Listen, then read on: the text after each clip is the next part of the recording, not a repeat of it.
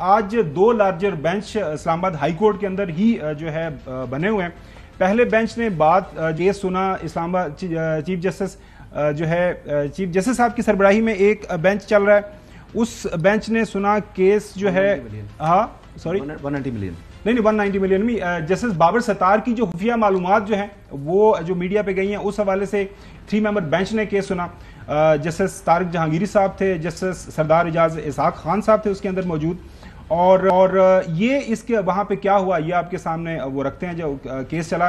Islamabad high court का attorney general office, FIA, IB, ISI, PTA, PEMRA, director general immigration and passport जो है उनको notice जारी कर दिए हैं। DG इमिग्रेशन बताएं जज की फैमिली की सफरी जो है जो डॉक्यूमेंट्स हैं, दस्तावेजात हैं, वो कैसे लीक हुई।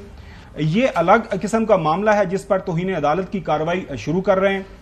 हाजिर सर्विस जज के खिलाफ बदनीति पर मबनी मुहिम चलाने पर तौहीन अदालत की कार्रवाई कर रहे हैं। जस्टिस मोहसन अख्तर कियानी साहब के रिमार्क्स हैं। खौफनाक बात यह है जज, उनकी फैमिली और बच्चों की मालूमात पब्लिक कर दी गई। ये वो मालूमात है जो कोई और हासिल नहीं कर सकता।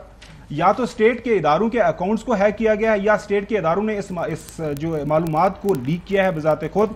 ISI, IB, PTA के किरदार को देखना है। जस्टिस मोहसन अख्तर कियानी साहब के रिमार्क्स हैं। ये कह देना बड़ा आसान है 5th जनरेशन वॉर फिर चल रही है। क्या सिर्फ जजेस ने ही इस 5th जनरेशन वॉर का शिकार बनना है? जस्टिस कियानी साहब के रिमार्क्स हैं, हम सब इदारों को नोटिस करके रिपोर्ट मंगवाएंगे। और इसमें जस्टिस मोहसन अख्तर कियानी साहब के रिमार्क्स हैं, अभी किसी में जुर्रत नहीं है कि जज को अप्रोच करे। जस्टिस कियानी साहब, कोई अप्रोच करने की कोशिश भी करेगा तो हाई ऑफिस तक तौहीन अदालत की कार्रवाई होगी। कुछ ट्विटर अकाउंट से ये डाटा अपलोड किया गया और बदनीति पर मबनी मुहिम लाई गई। ये सारा केस चला। आज हमने, हुसैन आप भी मौजूद थे वहाँ पे, इसीलिए हमने आपको दावत दी आज।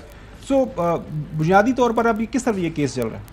अच्छा, पहले एक चीज़ ऐड करता चलूँ कि जो ऑडियो लीक केस है उसमें एक मुख्तसर DG IB जो है वो पेश हुए थे। खुद उन्होंने अपनी कुछ गुजारिशात रखी थी सर्विलेंस के हवाले से, उस पर जस्टिस बाबर सत्तार साहब ने जो उनको नोटिस किया था वो खुद पेश हुए थे ज़ाती हैसियत में, और आखिर में उन्होंने कहा था कि कुछ चीज़ें सिक्योरिटी से रिलेटेड हैं, अगर अदालत इजाज़त दे तो हम उनको इन चैम्बर बता सकते हैं या फिर हम ये कोर्ट में नहीं बता सकते। उस पर कोर्ट ने उन्हें कहा था कि आप बेशक इन रिटर्न फॉर्म में आप दे दें, और उसका जो हवाला दे रहे हैं आज अटॉर्नी जनरल साहब। बेसिकली DG IB खुद पेश हुए थे और उसके बाद ये केस अभी जा रहा है। जहाँ तक मामला है 2 जजेस की तौहीन अदालत जो सोशल मीडिया मुहिम है उस पर आज पहली समाअत थी। 3 जो रुकनी जो जजेस हैं, 2 लार्जर बेंच बनाए गए थे, जस्टिस मोहसिन अख्तर कियानी साहब का और जस्टिस बाबर सत्तार के जो सोशल मीडिया मुहिम है। चीफ जस्टिस जो आमिर फारूक साहब हैं उनकी सरबराही में 3 रुकनी बेंच ने आज समाअत किया, जो कि जस्टिस मोहसिन अख्तर कियानी के खिलाफ जो सोशल मीडिया मुहिम थी उस पर 2 सीनियर जो सहाफ़ी हैं, एंकर पर्सन हैं, उनको नोटिस जारी किया गया। मतीउल्लाह जान साहब को किया गया और तलत हुसैन साहब को किया गया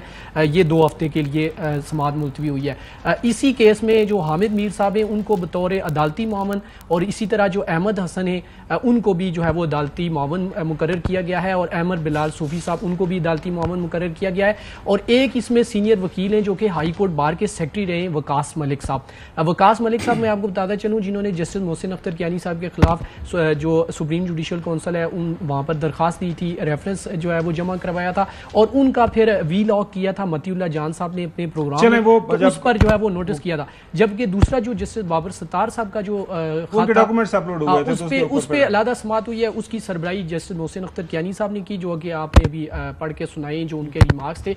उस पर जो है वो जस्टिस मोहसिन अख्तर कियानी ने काफ़ी बरहमी का इज़हार किया है, और जो इदारे खुफिया इदारे तहकीकाती इदारे उनको नोटिस किया है, साथ साथ सेक्रेटरी दिफा को भी नोटिस किया है, और जो PTA है, FIA है और जो दीगर रेगुलेटरी बॉडीज हैं उनको नोटिस किया है 1 हफ्ते के लिए।